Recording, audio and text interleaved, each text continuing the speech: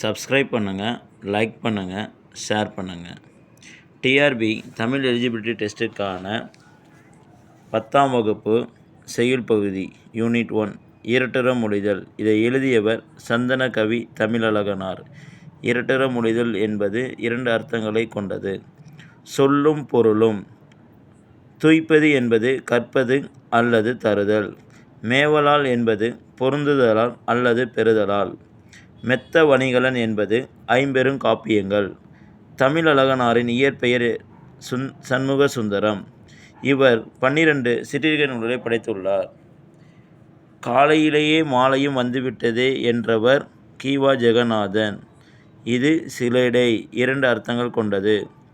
அன்று கச்சேரியில் அவருடைய காதிலும் கம்மல் குரலிலும் கம்மல் என்று கூறியவர் சுப்புடுவின் விமர்சனங்கள். தன் நண்பரை பல்துறை வித்தகர் என்று அழைத்தவர் கி.ஆ.பெ. விஸ்வநாதன். நன்றி.